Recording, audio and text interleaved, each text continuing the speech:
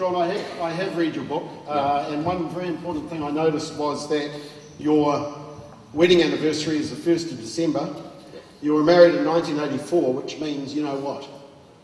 You're 30 years married on the 1st of December this year. Yeah, Brona thinks I've been home for 7 of them, but that's okay. So, firstly, congratulations. Yeah, okay, thank you. And I do not expect to see a media release come out from the Prime Minister's office on the 1st of December 2014, because you'll be otherwise distracted. Absolutely. I will. It's a good chance to get straight into our first question and talk about marriage, because I think a lot of people were surprised by the changing stance on the definition of marriage. In fact, we sat here 3 years ago and you said, and I quote, "The government won't promote gay marriage, not sure whether you'd vote for it if it came to a vote though," and yet that changed, and in fact you admit that you led the charge on it, you became the cheerleader. So I think for us, we'd like to know why you changed. What was the change in decision? Because you voted against civil unions, so it seemed to be inconsistent. Yeah, so I think the first thing I'd say is we certainly didn't lead the charge as a political party, because obviously it was put up by Lewis Wall, and it was a members' bill that was there. Look, in the end, I mean, I suppose I went away and had a bit of a look at it and said, well, to me, marriage is about two people that love each other. I mean, there's a legal framework that sits around that, but there's a very wide definition of how people want to, recognise that particular event. Some people obviously get married in a very traditional church, and some people will get married in a very simple ceremony on a beach. But in the end, the marriage will last only if they're actually committed to each other, if they want to work on it, and if they love each other. And my view in the end was that if the only real argument against gay marriage was because it would undermine the traditional marriage, I just couldn't, for the life of me, see how that would really be the case. Because if you take, my marriage to Brona, the reality is if two gay guys want to get married, it's not going to affect that. It really isn't. I think, there's a million things you could point to, like, working or not trying hard enough, all those things that you could point to if a marriage was to break down, but it won't be because of a relationship with two other people. And so I guess I sort of took the view that said, well, look, in the end, it's about whether they love each other, and if they do, then they can get married. And churches don't have to recognise it, they don't have to marry people. It'll be up to them, and there's, as you know, a bit of a division within the churches. Most of them, I think, are opposed, but some, some are certainly in favour. I mean, they talked about marriage equality, but in reality, it wasn't equality, because there are still restrictions. There's restrictions on age. You and I are already married. We can't marry another person. You can't marry a relative. So, in effect, it's not actually about two adults who love each other, but isn't marriage actually more than that? The focus of marriage became on two loving adults, but the historical focus of marriage was actually on the children. The right of children to be raised by a mum and a dad who created them, committed to each other. Yeah, and I think in the end, all of us probably just have to accept, that society's changing. I mean, what you're seeing now is a variety of different configurations of how people raise children, and ultimately, whether they even get married or not. So marriage rates, I think, actually haven't been declining, but in fact, I think they've been slightly rising in recent times. In number, but per head of population, they've been on a big drop. And I mean, does that concern you? I mean, is marriage something that we actually want to promote? Would the government? Well, I think it's something to be highly valued. I mean, if you fundamentally just go away and look at the analysis and say, okay, where the family unit contains mum and dad, then there's no question that in terms of raising children, that's the best structure that we can find. But the government doesn't say that, do they? No, and in the end, that's because we're forced to, I think, recognise in the modern world that configuration sometimes will look like people that are in a de facto relationship. They may at some point ultimately go on and get married. I mean, most people in that relationship probably at some point will, but not all of them do. We have some very good friends who have been together for an awfully long period of time, and for some reason they've got engaged and they've never got married. And they can't even necessarily explain that. It's obviously a step that they don't feel comfortable with. So, I mean, look, in the end, I mean, there's no doubt that because I voted for it as a Conservative MP and as the leader of the biggest political party and ultimately as Prime Minister, there's no question that a number of my MPs who would have wanted to vote for it, voted for it knowing that I would be the lightning rod for that, because in the end they're not going to go to a backbench National MP who's voting for it and either criticise them or question them on it. They're going to come to me. I understand that completely. But in effect, there were 18 National MPs that voted inconsistently on that bill with previous votes on marriage and civil unions. Yeah, and certainly within the caucus, it was purely in strongly held view that it should be very much a conscience view. People should make their own mind up.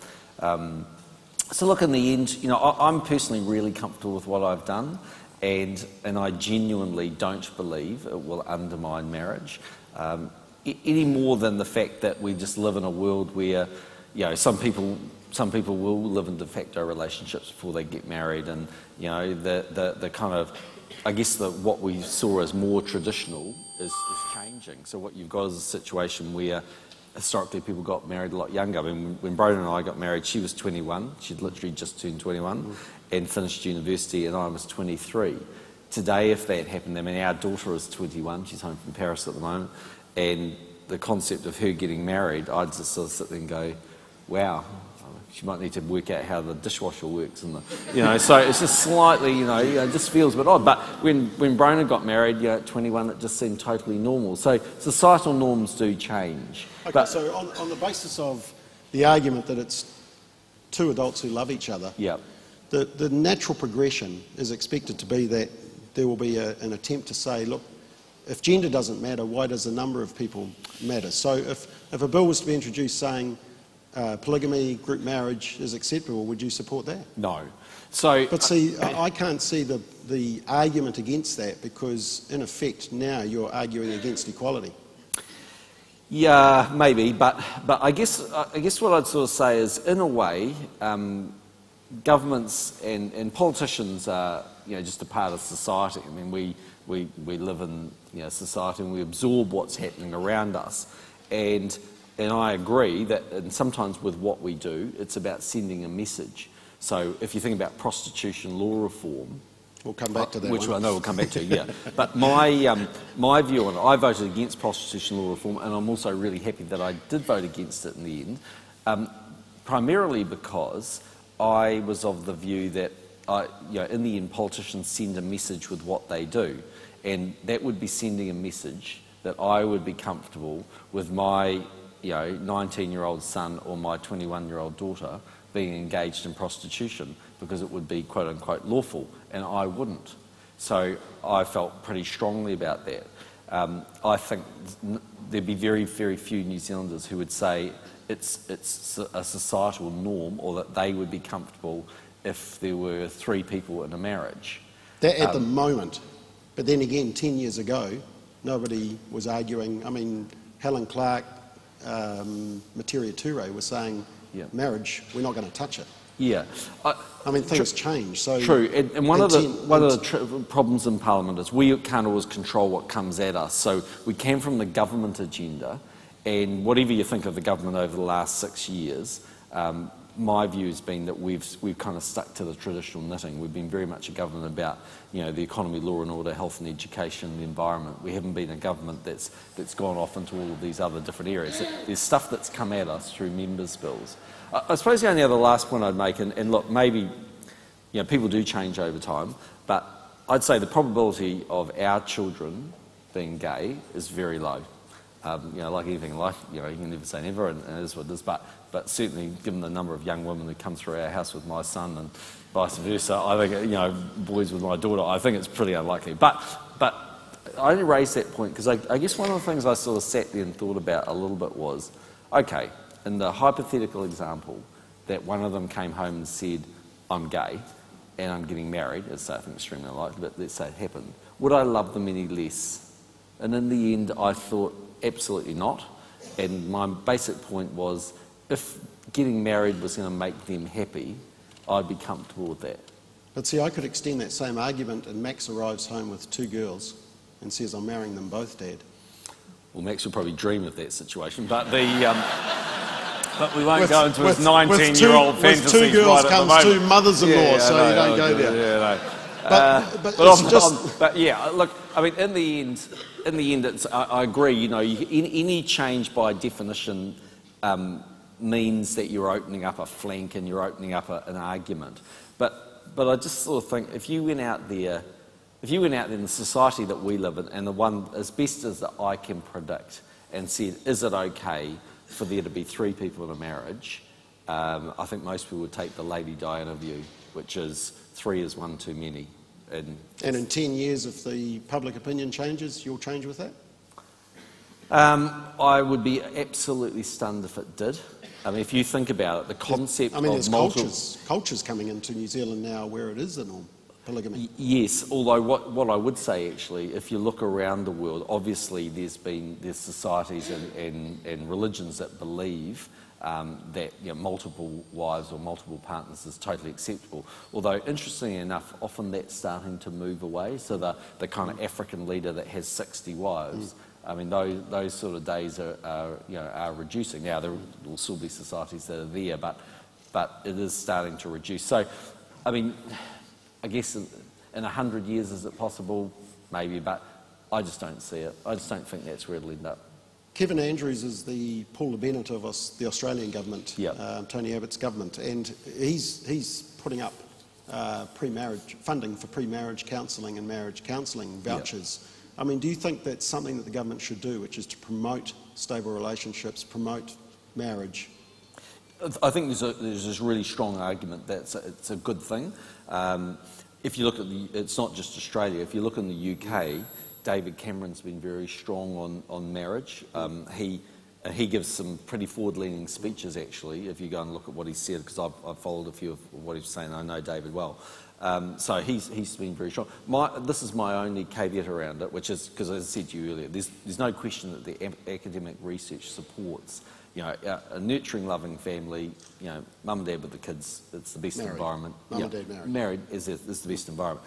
But what I would say is, I just hate to see a situation where people got married because of some sort of incentive from the government and for the wrong motivations. Because I think in the end, what we know, given the divorce rate in New Zealand, it wouldn't necessarily last. But in the end, like anything in life, I think one of the real challenges and one of the reasons why some of those things are worth it is that if you're going to have a long-term marriage that's successful, it won't really be because of the piece of paper. It truthfully won't. It won't be because the law says it fits within the definition of the Marriage Act. And it won't be because of perfection of everything that goes along, because actually no life and no marriage is full of perfection. Well, it's full of humans, that's why. Yeah, that's right. There's lots of different things. But the research does show there's something about the marriage that brings more glue to the relationship. Absolutely. It's the best model. It's the best model. And my point was going to be that I think it's about people accepting actually that you have to work at a marriage, and you have to have date night like I do with Brona, and you have to make sure that you're doing all those things, and you have to make sure that you're listening, and you have to make sure that there's give and take, because in any marriage sometimes you just got to accept that one issue is more important to your husband or your wife than it is to you. So in the end, I think it's a great institution, and I think it's worked for a lot of people tremendously well. And when it doesn't, it's actually often sad, and kids can be collateral damage for that. But I just sort of think we live in a modern world where it can different definitions. Yeah. Let's move on. Let's touch this one, the anti-smacking law, because I put up on Facebook last night. I'm interviewing the Prime Minister tomorrow morning. What question would you ask? Yeah. And there was a lot around this issue and about ignoring the referendum, etc. Now, back when the law was being introduced, you said this, and I quote, "It's poor lawmaking to write a very strict law and then trust the police and the courts not to enforce it strongly. The law shouldn't depend on which police officer or which judge or which jury you happen to get on the day." And then after the discretion clause was introduced, you said, "If I see good parents being criminalised by the law, I'm going to change it." Now that seems to have been the yardstick that you've used. Yeah. So our question is simply, what evidence are you looking at? On what basis have you said the law is working? Yeah. So the first thing is, I think it's every 6 months now, but I'm pretty sure it's every 6 months. The police actually make a report on smacking, and they go away and they look at the number of people that have been prosecuted under the anti-smacking law, and essentially what that evidence shows, I think, is that the people that have been prosecuted, because Section 59 of the Crimes Act, was changed or altered, all of the evidence supports they would have been prosecuted anyway. But but that's not the case, because if you look at the cases, and I guess I can show you the Official Information Act from the police, but they admit that they are prosecuting parents who use an open hand smack on the bottom with no marks or injuries. Yeah. So what I'd say, if you look at the cases, the number of cases are small anyway. Whatever way you look at it, they're small. And that's just the police cases, not SIF. Yeah, that's right, the police cases. But the police cases, the numbers numerically are small. And if you look at it, I don't have the individual case, and there'll always be a bit of, to and fro. But the arguments that certainly, or the way it's being portrayed in the reports that I read, that these people actually would have been prosecuted anyway. And secondly, I think that we went away. I remember at the time when we went and did the review, because we didn't. This is the Nigel Latter review, okay. And which was shown to be had factual errors, misleading.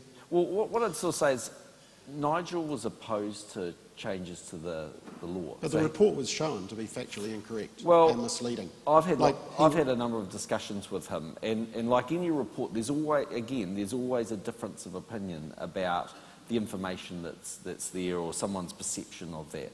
But Nigel came into the debate basically saying, I'm opposed to changes to the smacking law.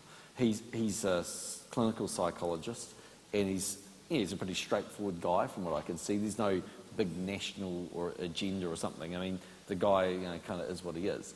And his work in that area was of the view that actually the law was working as much as it was intended.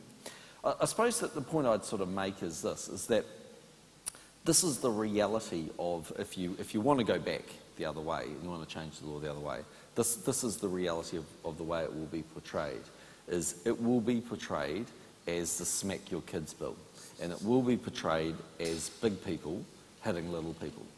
And it doesn't matter how we live in the world of politics. If you watch the news at night and you read the papers and you listen to the radio, there are lots of times I might want to throw things at the TV set because it isn't actually what's really happening out there in the way that I would see it or you might see it. But 87% of the country saw through that smoke screen and could figure out what was abuse and what was not abuse.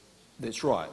But the point I'm simply making is, I don't think realistically there has been a massive clamouring to change in recent times. So, in the 6 years I've been Prime Minister, like today is a typical day. So I'm here doing this, I'm going off to a thing for Kids Can, I'm doing a lunch for a group of people, I'm doing about 5 or 6 public events a day, and in every public event I do, I virtually always take questions. And I'd say once a year now, someone might ask me a question. Maybe people have given up. I mean, because that's not what other parties are saying. Yeah, but all I can tell you is, and yes, I accept it will depend on the audience, but what I would say is it's very infrequently raised. And you've got to remember, I wasn't the architect of the legislation. All I tried to do as Leader of the Opposition was tidy up what was really bad law and at least make sure that good parents weren't criminalised. But I guess that's what people don't understand, is that at the time you didn't have a referendum of 87% of people saying, John, you have our permission to fix this law. I think we knew that. You knew the opposition. I think you'd know it would be at that level. It may change if you did it today. I don't know whether it dramatically would. It's still around the 80%. What I found was the most interesting statistic out of all this debate is that in the last 5 years, serious child assaults, have increased by 83%. Yeah. That's from the Salvation Army report. So the law's been a complete and utter failure. Yeah. So what's the point of having it? Yeah, so I think there's a few things happening. Firstly, if you look at the wider area around just violence and all of those, particularly domestic violence, I mean, we ourselves this week came out with quite strong policies in that area. So what we know is overall the crime rate in New Zealand is falling. but there's still some very serious crimes there. And in terms of homicides, half of all homicides are domestic violence, right?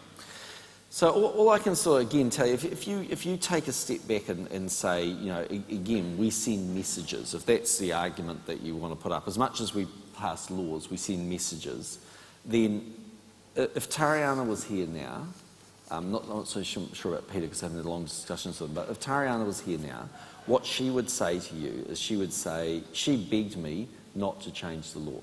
So her whole argument is... Not to oppose the anti-smacking, you mean? Well, not to once the referendum happened, okay. She begged me not to change it. Why? Because her argument is, in her community, there are people and there are adults that are abusing children. And the law hasn't changed that one iota. Correct. But what she says is, look, if it's black and white, if the law says no, then she says you're sending the strongest possible message that over time that people need to change. I mean, she has the same view on smoking and things like that. So I guess what I'm sort of saying to you is that you might live in a world where you believe you could actually create an argument about what level of smacking would be acceptable. And I personally agree with you that the vast overwhelming bulk of New Zealand parents would have a strong sense of what's acceptable and what's not. But inevitably, I'm telling you now, we could spend a long time in Parliament and a lot of discourse of public debate, and in the end, it would look like the government saying we're sanctioning, parents to belt kids. That's the way it would be portrayed. See, the other message that seems to have been sent across is a message to kids that you can tell your parents you can't touch them, and the message to parents is actually we're watching you, you can't correct a child with a way that may be appropriate at the time. Look, can I just... I don't want to dwell too long if that's the case, but... Well, that seems to be why the opposition has remained. You may have to rely on the Conservative Party or New Zealand First. Yep.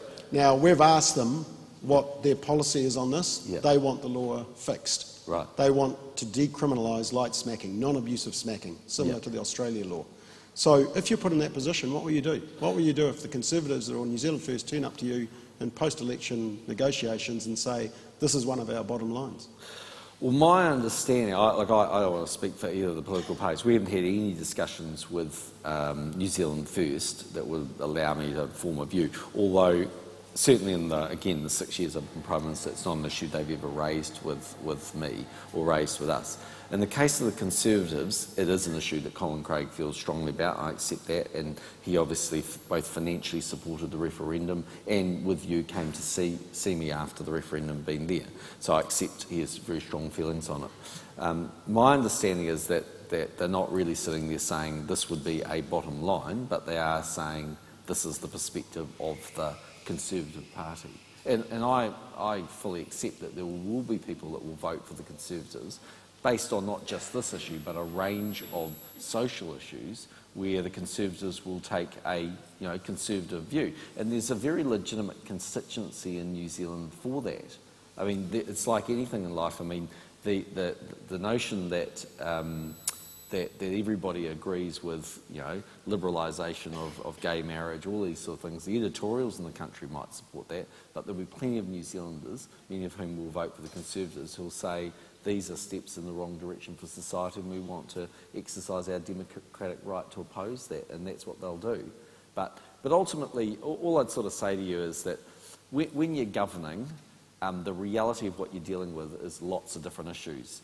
And I know that these issues are important, but so is making sure that people have jobs, and so is making sure our education system works, and so is it making sure that our health system works, and so is getting people off welfare into work. There's a million things I deal with in any one given day. Okay, let's move on to euthanasia. Marion Street from Labor says she's going to reintroduce her bill straight after the election if she gets back in. If it's the same bill, I'll oppose it, because I think the way that bill is structured is not good law. That was I've heard of any adjustments she's made. When euthanasia was first brought into Parliament with Peter Brown's what I voted for. And you supported for it? Yeah, I wanted it to go to a select committee. It's an interesting debate, euthanasia. Everyone has a slightly different definition of euthanasia, and I'm quite at risk of getting myself in great trouble about you could stay for the next session. What definition? We're going to go through it. Yeah, what definition you have. So, look, in the world that I live in, okay, in my head, because it's conscience issue. So, in my head, when someone says to me euthanasia, what do I think? I think of the person that's terminally ill, that is going to die, and is in a tremendous amount of pain. And in my world, euthanasia is a legitimate thing in that situation. And I suppose... But in effect, that's actually not euthanasia, is it? Well, it depends. To allow the natural process to take place, but I think is different from advancing it.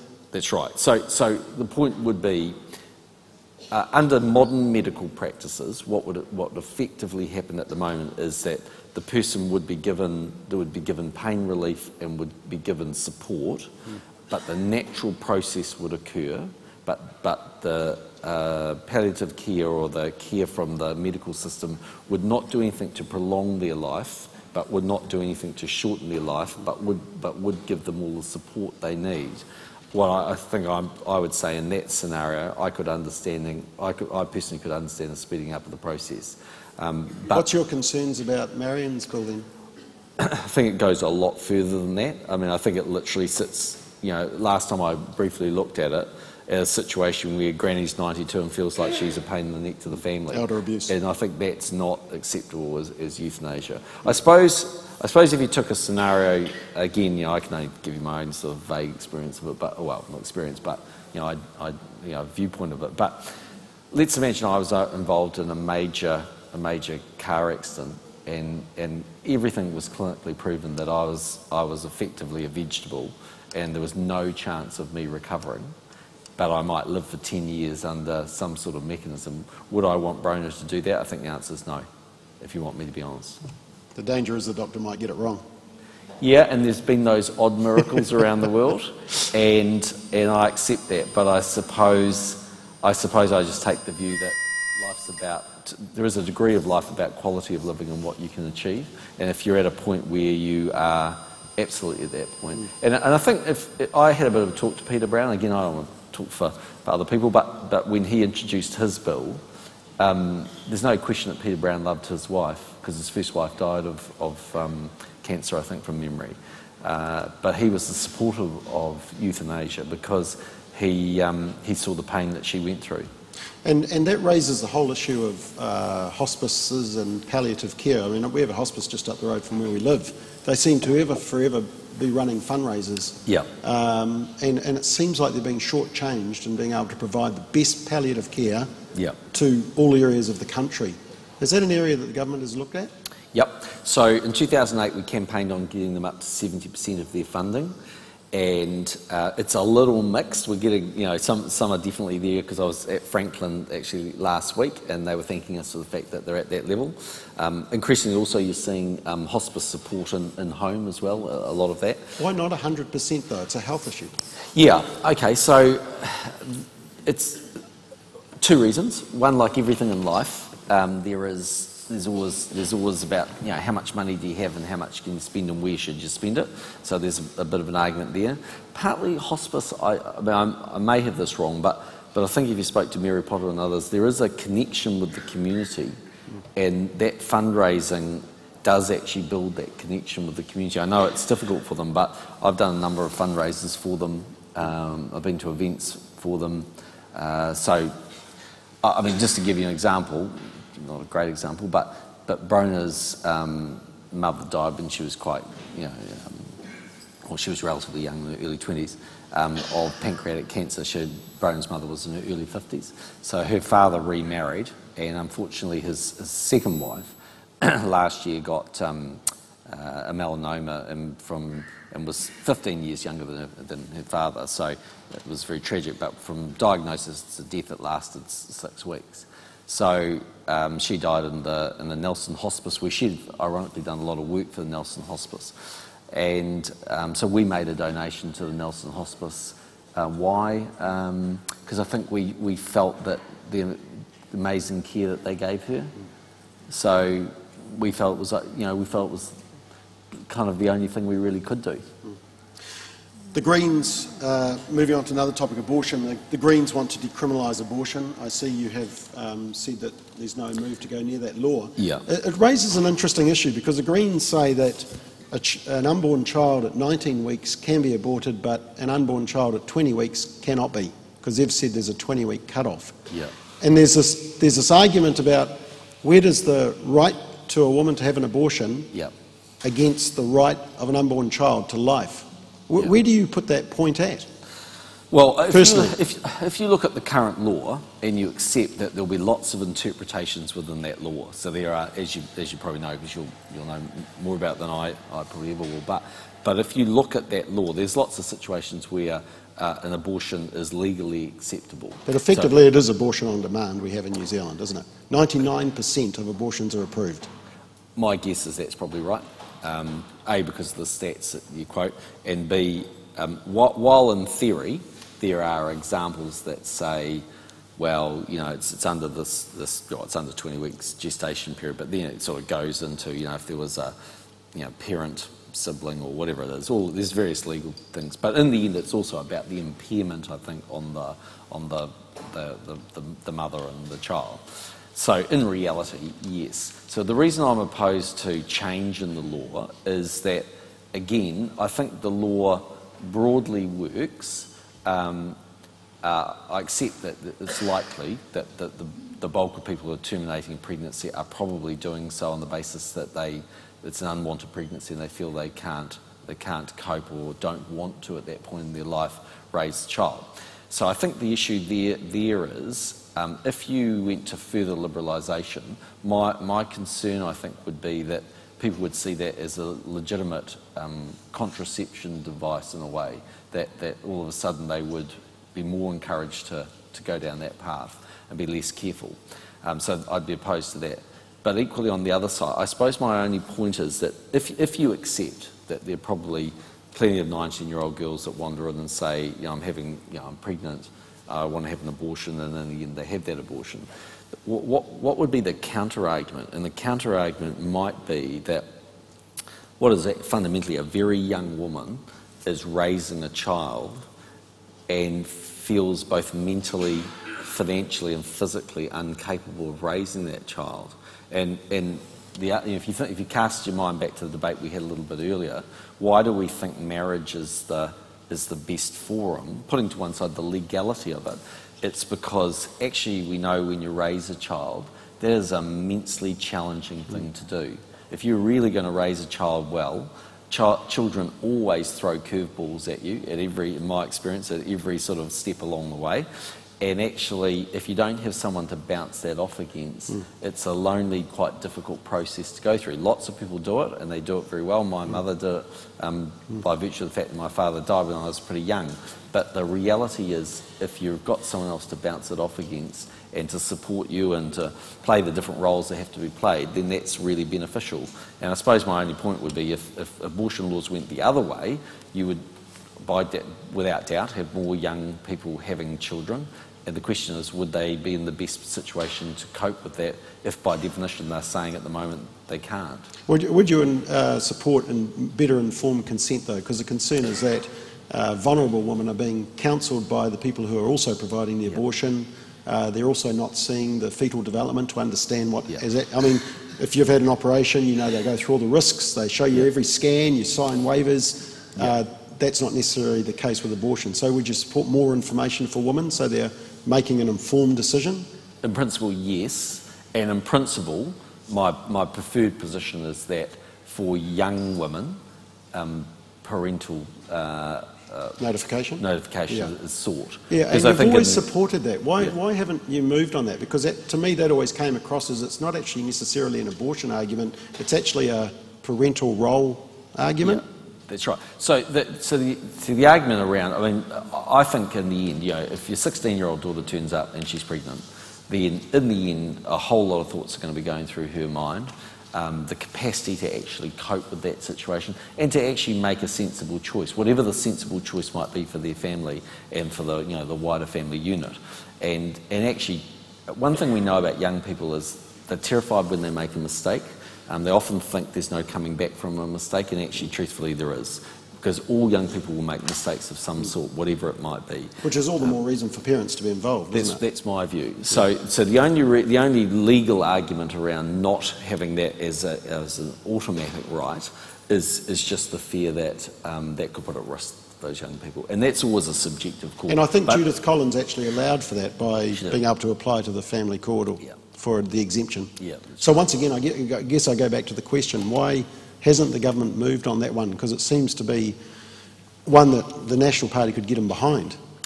I think it would take an overall, probably, reform of abortion law. And once you get into that space, again, you're into... Well, it's actually under the Care of Children Act, so... Yeah, but you could do it. I mean, look, it may become a conscience issue, I don't really know. Probably not, I would have thought. I mean, just in general, that's our preferred I think position it was a conscience issue at the time. I think it was, yeah. I read your book, as I said. Actually, I found it very interesting. But what fascinated me was that you had it pretty tough. You're in a state house. Your mother was working overnight. She had a jar in the house where she saved all her tips. One time your sister asked for salt for the chicken for dinner, and your mother started crying because literally you couldn't afford it. It shows that you painted your own state house that you were renting. And you mowed the lawns. Yeah. It suggests... Well, I didn't have an option, she made me do it, but yeah, okay. Smacking was still legal then. She did that as well, but anyway, it's okay. Groups from the other side would say that you just don't understand child poverty, you don't understand inequality, you've forgotten what it's like to be poor, you live in Parnell, you know... Have you forgotten? No. So I mean, for a start off, I mean, the kind of arguments that income inequality is widening in New Zealand is not true. And if you actually go and test these other political parties and say, okay, show me the academic evidence that supports that, it's not true. So MSD for a very long time has run a longitudinal study on income inequality, and it's run by a guy called Brian Perry. He's been around through various governments. And what the longitudinal study shows is that income inequality widened out between 1984 and 1990, and then largely has been very consistent over a long period of time. What the evidence also shows is that New Zealand's far more equal than, for instance, our traditional partners, Australia, Canada, the United States. We're about the OECD average, aren't we? Yeah, in fact, we're a little better, I think, but certainly those other countries are more unequal. So I think the issue myself isn't about income inequality, because as I said to you, I don't actually think that there's any evidence to support that. What I think the issue is about is income sufficiency. So I was trying to point that out to Materia Ture in Parliament this week, and that is, okay, do people have enough money to live? And the answer is, look, of course there are people that need more income, and of course there are people that would benefit from that, and it's not a perfect world we live in. No one's saying that. But I think it's worth pointing out a few things. So the first of them is we have a highly redistributive study or system, and actually through the worst of the economic times when we were borrowing billions of dollars and standing behind the people of Christchurch and everything else, the government carried on doing that. So just to give you an example, of the households that earn $60,000 or less, that's half of all New Zealand households, they pay $2.4 billion in tax and they get $7.4 billion in benefits from the state. So, if you take working for families, just as a very simple example, if you really went down to Countdown and you worked 40 hours a week, you were on your own, you're raising 3 children, you got paid the minimum wage, very unlikely by the way, because only 56,000 out of 2.2 million people who work in the workforce get the minimum wage, but let's just argue that for a moment. You'd earn 30 grand roughly, your after-tax pay would be 26,000. Under working for families and the accommodation supplement and everything else, we virtually give you dollar for dollar in the hand. Okay, so why are there some families that just cannot seem to make ends meet? So there's a number of issues there. One is we know that the fastest way out of poverty is through work. So we now currently have 1,600 people a week going off welfare into work, And it might be very inconvenient for the Greens and for Labor, but actually the truth is, if you want to lift their income, you've got to get people into work as best you can. And the reason for that is working for families and all of those support mechanisms are highly geared towards trying to support people into work. So that's one thing. The second thing is there are always different family circumstances, but Christine will tell you from her days when she was at MSD, or working income back then, the reality of it is that people come with, it's not the amount of income that the state is giving them in a normalised world, living in a state house, it's all the debt that they had and the loan sharks they went to and the other crazy stuff that's out there. And the other thing is that even for people that are working, you know, there's a hell of a lot of people where life's actually pretty tough. You know, I mean, just as an example, the book which, you know, John Rowan wrote. I mean, we went to the National Party conference in the weekend, and this is a story I was trying to tell my caucus colleagues on Tuesday, which is there's always going to be this perception that, oh, well, if you vote National, you're well off. Well, 50% of the country vote National, so that's not necessarily the case. But the point is, this woman came up to me at the conference in the weekend and said to me, I bought your book. It cost $38, which is true. And she said, it's the most expensive book I've ever bought. And she said, I thought long and hard about it, and I've had to go without on a few things, but I decided that I wanted it, and would you sign it for me? And my point is that that's the real world that people live in. They have to make choices. They're actually not that well off. If the car breaks down, it actually is a big dilemma. We might live in a world where we believe everyone's well off, but actually they're not. The drinking age was an interesting one because you you supported an increase in the age last time, and then this time you voted to retain it at 18. I know you were promoting the split age, but I couldn't understand why, when the split age was defeated in the vote, that you then just didn't say, okay, let's raise it to 20. Yeah. Okay, so one thing I think it's really important to remember in New Zealand is that there is no drinking age, there's a purchase age. I know it's a bit pedantic, but technically... It's a message though, isn't it? Yeah. And look, maybe there's an argument, you know, you could put up to raise it. It wasn't anything to do with, you know, voting patterns. Actually, I didn't really worry so much about that. I just think that actually we addressed a lot of things in alcohol law reform. So if you think about Parliament... Well, some would argue not enough, though. Yeah, some would argue not enough, but interesting enough, you know, you raised the point early on around marriage, and you said, well, what happens in 10 years' time if actually, you know, we're moving to polygamy or whatever it might be? Well, interesting enough, with alcohol in this country, we've spent decades of liberalisation. Every parliament's liberalised, everything from where you purchase alcohol to all of that sort of stuff. What actually happened in that debate was, for the first time in Parliament's, you know, history for the last 20 or 30 years, there was actually a consensus across the Parliament to tighten up alcohol law in a wide variety of areas. The outlets that can supply it, the times that bars can be open, all of those sorts of things. I myself think they, at the margins, all help a bit. But if you want my view, and I say this, there are 2,550 schools in the country, and I go to at least one a week, probably sometimes two, so I've been to a lot as Prime Minister. So every secondary school I go to, I talk to them about alcohol, and what I tell them is, we pass the laws in Parliament. So we can pass the laws, and we've done everything from raising the age of driving for you to basically having zero alcohol if you're under 20 when you're driving a motor vehicle. But in the end, if you want to change the culture of alcohol abuse in this country and binge drinking, it's only going to change when there's a cultural view taken by us as New Zealanders that we want to change. And look, again, my daughter lives in Paris. She's at university there, but she went on a year for AFS to France, and I remember when she came home, she said to me, Dad, you know, if you're 17 years of age and you go out and get drunk on Saturday night and throw up, in New Zealand you're a winner, and in France you're a loser.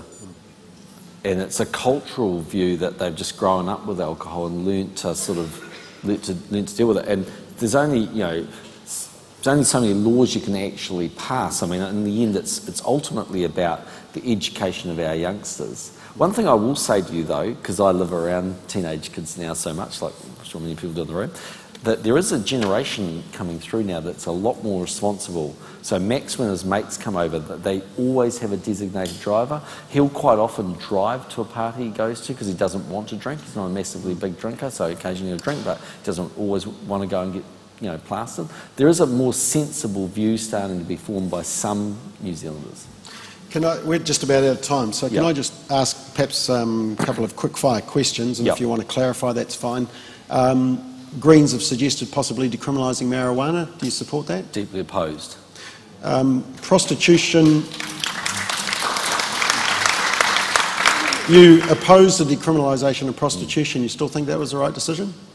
Yes, I think it's the right decision. I think street prostitution, the whole argument around prostitution that was put up was that it would fix the issue of street prostitution. Well, it would actually, I think the argument was it would really eliminate that, and that there would be these safe environments where they're primarily girls could work and actually be in the safer environment. And that's nonsense. That hasn't worked. And if you go out to South Auckland, there's living proof of that every day, of 14-year-old girls out there. So there's a bill to ban street prostitution dragging its way through Parliament. Why is that? Because everyone's struggling to work out exactly how to make it work in a practical sense. But Nikki Wagner's been doing a lot of work there, and I think she's getting closer at something which would be at least more sensible.